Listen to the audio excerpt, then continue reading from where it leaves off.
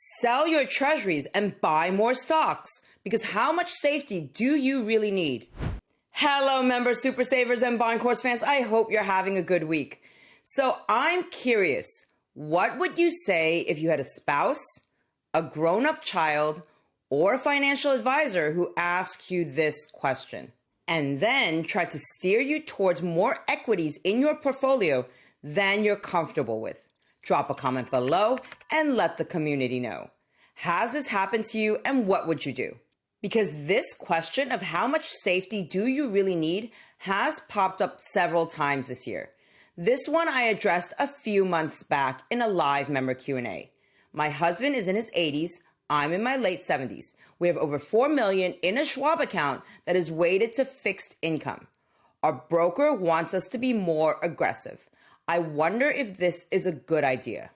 And this one, along similar lines, financial planner pushing higher equity allocation that we received more recently, is the one we'll be talking about today. And for those of you who are being questioned not by a financial advisor or planner, but rather by a spouse, a grown-up child, or someone else whose opinion you generally value, this video is also for you. As usual, here's our front of video disclaimer. For a detailed disclaimer, please refer to the end of this video. Let's dive in now, folks. So this email that we received recently, let's call this Diamond Nest Egg member Hold to Maturity Felicity. Here's Hold to Maturity Felicity and her husband's situation. And yes, she knows we're doing this video about her and has agreed to it. And no, this is not her real name, because I'm sure someone will ask this question in the comment section. Now, our couple in question, they're both in their mid to late 60s. One is retired with a company pension, and the other expects to keep working until age 70. They plan on taking Social Security at age 70 when both of them are retired. Felicity and her husband went to see a fee-only financial advisor to help them figure out whether a Roth conversion might make sense for them, and if so, how much. And their advisor is about to deliver on this. Consulting a fee-only financial advisor and or tax expert, if you have the means to do so, is my general recommendation to folks who have specific questions about Roth conversions, taxes in retirement, and similarly technical questions that can be a bit tricky. So engaging a fee-only advisor in this case is in principle a sensible move in my mind. But here's where things get a bit complicated for Felicity and her husband. They currently have an asset allocation of slightly under 60% in equities, and the advisor's stress testing on their existing portfolio shows that they will do fine with their existing asset allocation. So they need to do nothing, essentially, if they so wish.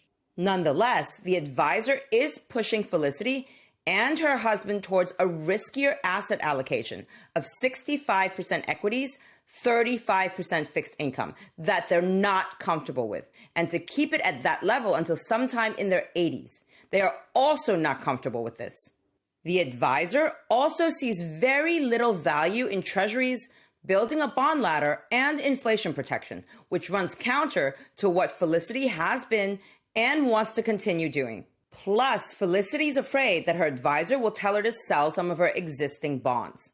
Basically, because Felicity and her husband can rely on their significant savings, a generous company pension, and Social Security that they will be taking when they turn age 70, the advisor's question to Felicity and her husband is, how much safety do you need?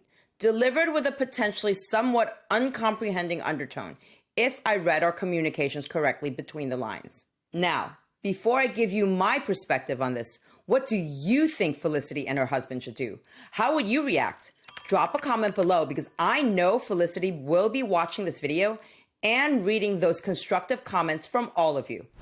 So, while I can't give any specific advice, as I don't have the full picture of their specific circumstances and numbers, here are some general observations I have for Felicity, her husband, and others who might find themselves in a similar situation.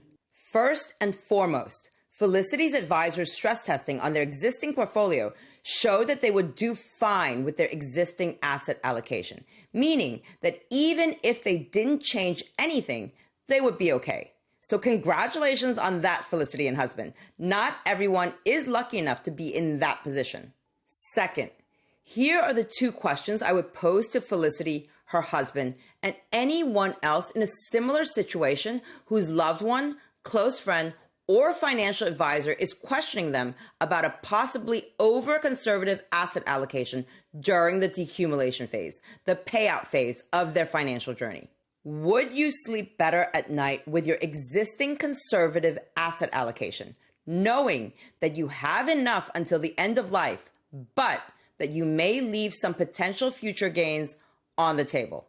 Or would you sleep better at night with the knowledge that you already have enough and that this would make you willing to take on some more risk so that you can potentially have even more at the end of life, perhaps for your kids, a charity, or whatever other purpose?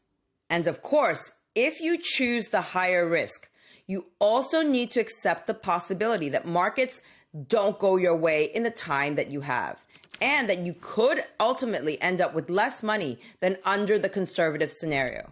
Risk and reward always come joined at the hip in financial markets. There's just no way around it. Because this proposed 65% equities, 35% fixed income allocation that Felicity's advisor has recommended will statistically, even likely, lead to higher returns in the long run. But if it's going to keep her tossing and turning on countless nights over the years, or stressing on evenings and weekends, that may be a sign that this proposed 65-35 allocation is just not worth the worry, especially during times when the markets take a turn for the worse, because markets do go up and down. So maybe safety and security are more important to Felicity than potentially growing her money a bit more, in which case the answer to Felicity's advisor's question, how much safety do you need, would be Felicity needs a lot of safety. Or at least Felicity needs more safety than what her advisor thinks she needs. And there's nothing wrong with that. Listen, it's always nice to have more money, but as I always say, everyone's financial journey is different. I know that there are some retirees in our Diamond Nested community who are nearly 100% treasuries, annuities, and cash, and other retirees who still have a fairly high equity allocation, either because they want to or because they have to.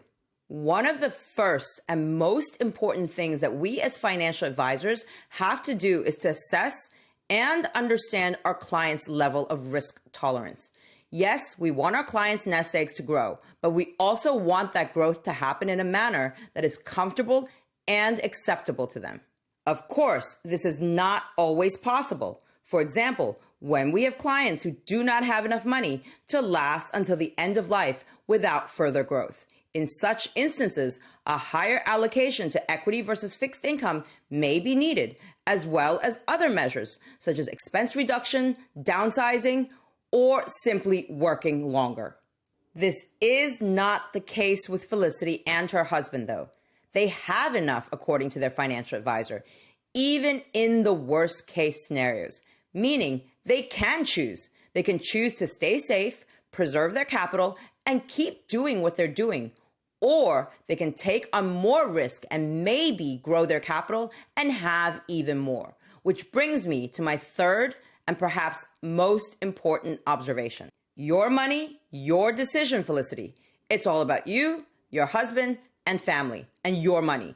If you personally feel you need the extra safety from your fixed income portfolio to sleep well at night, then you should listen to your instincts and keep a long-term plan and portfolio that is more in line with those instincts and financial needs. Don't get distracted by advice that may not fully reflect your personal preferences, and don't let yourself be pushed into decisions you may regret.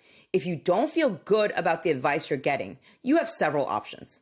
1, you could get a second opinion from another advisor. People get second opinions from doctors, attorneys, builders, and other specialists all the time. Or 2, you could implement the part or parts of the advisor's proposed plan that you are comfortable with. Or even 3, you could thank the advisor for the additional insights and perspective.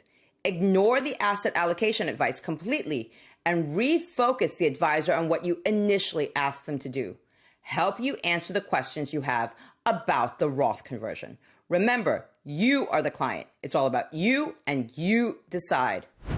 All right, member super savers and bond course fans. So I hope you enjoyed our case study of hold to maturity Felicity and her husband's situation.